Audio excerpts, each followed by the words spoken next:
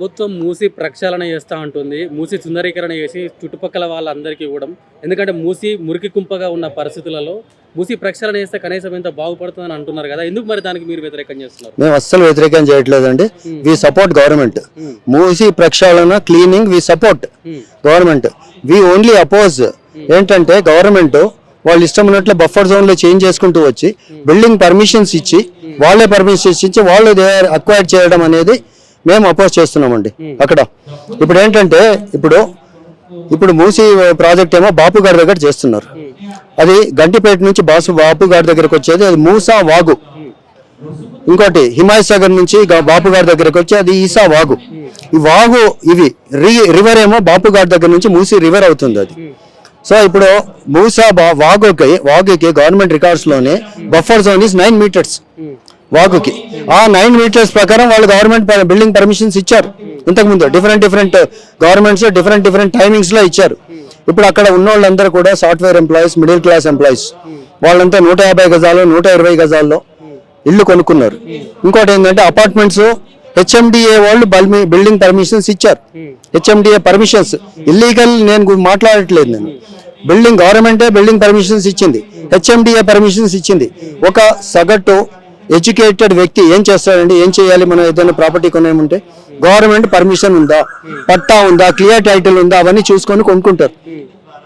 ఇప్పుడు HMDA permission ఉంది, land title ఉంది, లీగల్ ఒపీనియన్స్ తీసుకొని ఫ్లాట్స్ కొనుక్కున్నారు. సాఫ్ట్వేర్ ఎంప్లాయీస్ కొనుక్కున్న తర్వాత కొనుక్కొని గృహప్రవేశమైన 6 నెలలకి గవర్నమెంట్ వాళ్ళు వచ్చి మార్క్ చేసి ఇది బఫర్ జోన్ అంటే ఎట్లా ఫీల్ అవుతారు? ఇప్పుడు బిల్డింగ్ కొనుక్కున్న 6 నెలలకి గృహప్రవేశం, ఇంకా పెట్టిన గుమ్మడికాయలు అట్లే ఉన్నాయి, అది మామిడి ఆకులు కూడా ఇంకా అట్లే ఉన్నాయి. ఆ టైంలో వాళ్ళు వచ్చి ఇది బఫర్ జోన్, ఇది గృహప్రవేశం అయిన 6 నెలలకి. అంటే ఇప్పుడు గవర్నమెంట్ మన కాంగ్రెస్ గవర్నమెంట్ కంటే ముందు బిల్డింగ్ పర్మిషన్స్ ఇచ్చారండి. టీఆర్ఎస్ గవర్నమెంట్ లో వచ్చినాయి. అంటే మామూలుగా గవర్నమెంట్ ఈవెన్ కాంగ్రెస్ గవర్నమెంట్ లో కూడా వచ్చినాయి. వాళ్ళు వచ్చిన తర్వాత ఈ గృహప్రవేశాలు ఇళ్ళు కట్టుకొని మీ గృహప్రవేశాలు అయిన వెంటనే వీళ్ళు వచ్చి మార్క్ చేస్తే హౌ డు ఫీల్? ఇవాళ రేపు సాఫ్ట్వేర్ ఎంప్లాయీస్ కి వాళ్ళ జాబుల్లో టెన్షన్ ఉంది. ఇప్పుడు వాళ్ళ జాబులే వీక్ ఉన్నాయి, ఎప్పుడు ఉంటుందో ఎప్పుడు పోతుందో. అటువంటి పరిస్థితుల్లో వాళ్ళు కష్టపడి సేవ్ చేసుకొని అపార్ట్మెంట్స్ కొనుక్కున్నారు. 60-70 లక్షలు పెట్టి కొనుక్కున్నారు.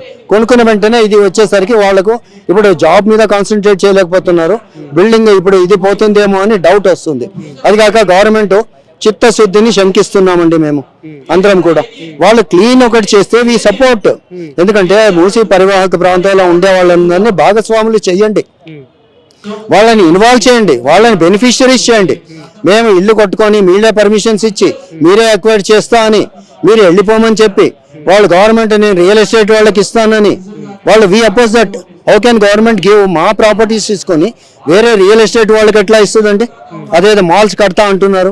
ఎందుకంటే ఫాల్కన్ అనే వాళ్ళు ప్రీ ఫీజిబిలిటీ రిపోర్ట్ అని ఒకటి వచ్చింది, మాకు బయటకు వచ్చింది, మాకు తెలిసింది. దాంట్లో ఏంటంటే వీళ్ళంతా ఇవన్నీ చెప్తున్నారు. అది మాల్స్ కడతాము, రియల్ ఎస్టేట్ చేస్తాము, రిక్రియేషన్ జోన్ చేస్తాము. బిల్డింగ్ అంటే ఇల్లీగల్ గా ఉంటే అదేంటి మేము క్వశ్చన్ చేయడానికి లేదు. మీరే పర్మిషన్స్ ఇచ్చి మీరే అపార్ట్మెంట్స్ హెచ్ఎండిఏ పర్మిషన్స్ అండి అన్ని బఫర్ జోన్లు అన్ని చూసుకొని ఇచ్చిన తర్వాత ఇప్పుడు మేము అక్వైర్ చేస్తామంటే we will fight for hour rights. We oppose that government, but we support government cleaning Musi.